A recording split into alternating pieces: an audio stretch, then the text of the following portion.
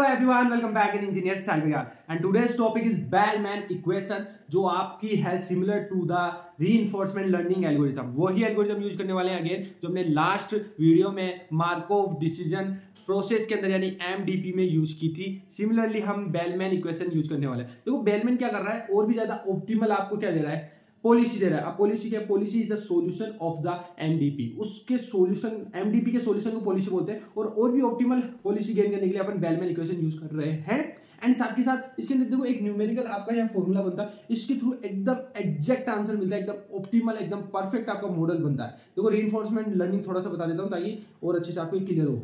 तो हमारी जो रीइंफोर्समेंट लर्निंग एल्गोरिथम थी उसके अंदर क्या हो रहा था, एक एजेंट था आपका नॉर्मली, वो क्या करता था, कोई भी एक्शन परफॉर्म करता था एनवायरनमेंट, यानी एनवायरनमेंट से चीजें सीखता है, एनवायरनमेंट उसको रिवॉर्ड के रूप में फीडबैक देता है। तो वो फीडबैक वो एजेंट लेता था, उसको वो क्या करता था, स्टेट के रूप में क्या कर देता, स्टोर कर देता था। अब नेक्स्ट टाइम जब भी वो एक्शन लेता तो इस स्टोर्ड चीज को यूज करके एक्शन लेता। लाइक चेस का गेम खेलता हो, एक टाइम खेला, फिर आप क्या करते हो अपने एक्सपीरियंस के अकॉर्डिंग, अच्छा उसने ये चाल चली है तो मैं इसके अकॉर्डिंग अब ये चाल चलूंगा, क्योंकि मेरे पास एक्सपीरियंस एक तरह से जुड़ता जा रहा है। अब जैसे जैसे गेम आगे बढ़ता जाएगा उस गेम के अकॉर्डिंग आप अपना एक्शन लोगे और उसके अकॉर्डिंग आपको क्या मिलता रहेगा, रिवॉर्ड मिलता रहेगा। उस रिवॉर्ड को आप स्टोर करोगे और उस स्टोर्ड रिवॉर्ड को यूज करके नेक्स्ट स्टेप में काम लोगे, नेक्स्ट एक्शन में काम लोगे। तो इस तरह से ये प्रोसेस चलती रहती है, वो बेलमैन इक्वेशन में काम आ रही है अपने। तो देखो बेलमैन इक्वेशन आप यहाँ पे देखो रीइंफोर्समेंट लर्निंग एल्गोरिथम है, इट सॉल्व्स एमडीपी, ठीक है, और it is a long term reward. ऐसा नहीं है एक स्टेप का रिवॉर्ड काउंट कर रहे हैं, अपन टोटल रिवॉर्ड काउंट कर रहे हैं, कंप्लीट वाला, ठीक है।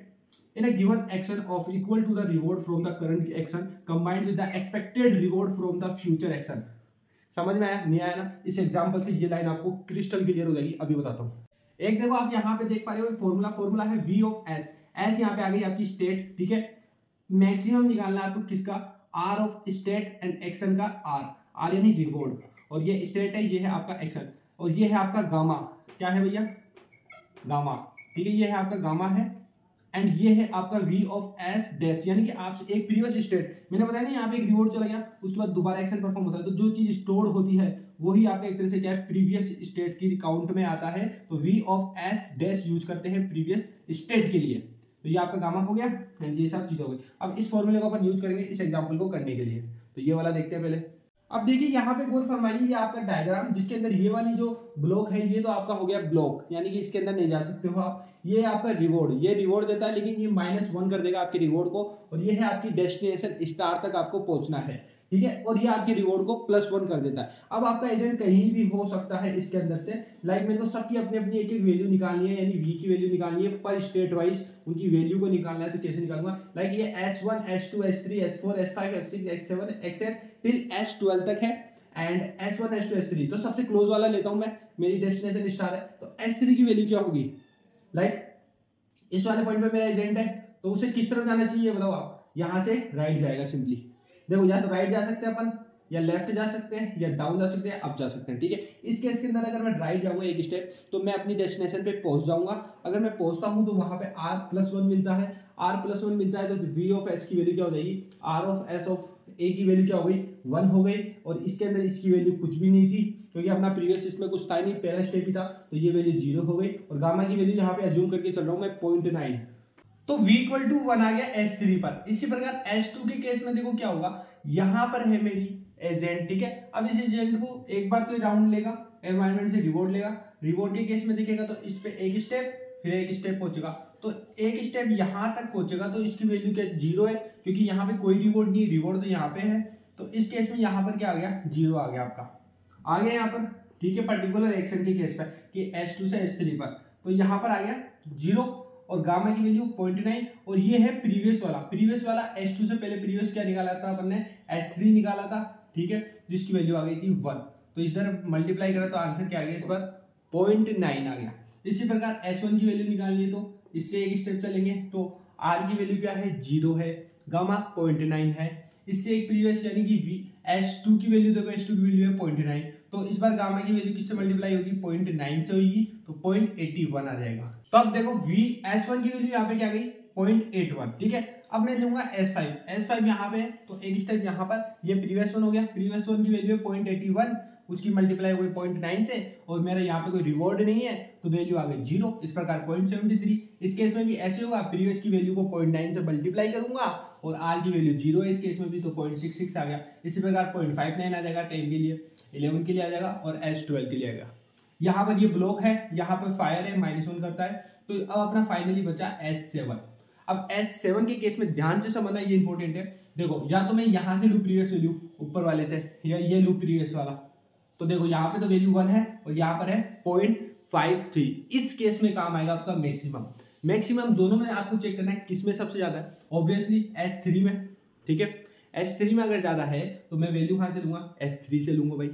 ठीक है, अब S3 से वैल्यू लेंगे तो आप बता सकते हो V S7 equal to maximum of, समझ लेना R की वैल्यू यहाँ पर भी 0 ही है, 0 plus 0.9 multiply by 1 which is equal to 0.9।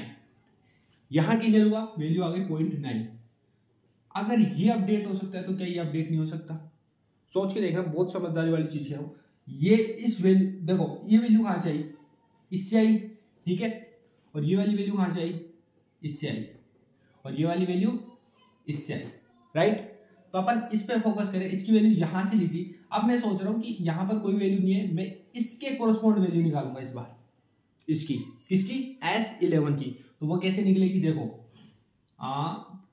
S11 की, ठीक है, V ऑफ S11 की। तो देखो इस बार भी रिवॉर्ड 0 प्लस 0.9 मल्टीप्लाई बाई, ये प्रीवियस की वैल्यू कितनी है 0.9 विच इज इक्वल टू 0.81। अरे वाह 0.81 आ गया और यहाँ पे 0.53 है। तो ऑब्वियसली यार मैं तो इस चीज को रिप्लेस करूंगा क्योंकि इसकी वैल्यू ज्यादा है। तो यहाँ पर ये वैल्यू चेंज हो जाएगी इस बार, और क्या आ जाएगी 0.81 आ गई। अगर ये चेंज हुई है तो क्या इसको चेंज नहीं कर सकते अपन? करते हैं, बिल्कुल करते हैं सर। तो देखो इस केस में क्या होगा, इस वाली वैल्यू के लिए ये वाले से अपन चेक करेंगे 0.81 से प्रीवियस को लेके, तो इसको इससे मल्टीप्लाई करेंगे तो वैल्यू आएगी 0.73। तो 0.59 बड़ा है या 0.73, कौन सा बड़ा है, 0.73। तो इसको हटा के आप क्या लिखोगे 0.73, राइट।